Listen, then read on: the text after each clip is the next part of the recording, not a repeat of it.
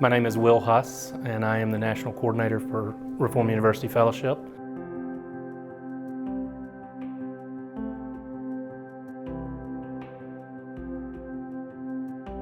So my RUF story begins about 33 years ago, and I graduated from high school. I'm heading to Clemson University.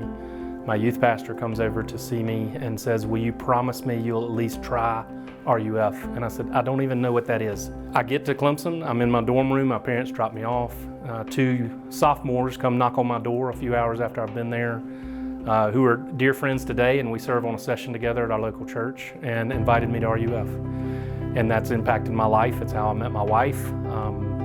I learned more and more about Jesus. It shaped me as a churchman and prepared me for the workforce, and so it's been a huge part of my life.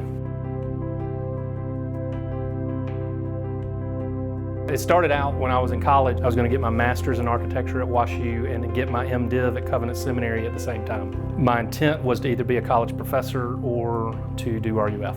And I got about halfway to St. Louis in my U-Haul. I turned around and went back to Clemson and took a job in construction. And so I always viewed a faith work integration in the business world, and I actually learned that in RUF. And I learned that I could glorify God whether I was driving nails or I was standing behind a pulpit. When RUF came to me and asked me if I would consider taking this position, it was actually a pretty easy decision, and God put me in a neat place and showed a lot of kindness where I could appoint a leadership team to take over the company and continue to run that.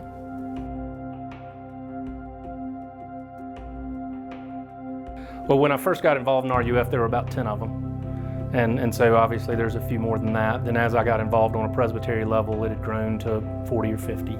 And then as I got involved on the permanent committee, it moved closer to 100, or actually went over 100. And so I've kind of watched it grow over the years. Did I think it would be where it is? Honestly, no.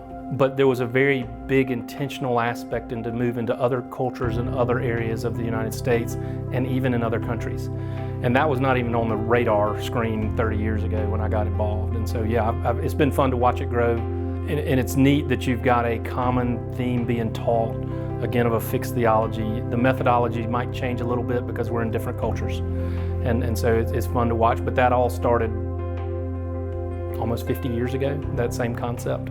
And so it's been neat to see God's kindness grow this over the years.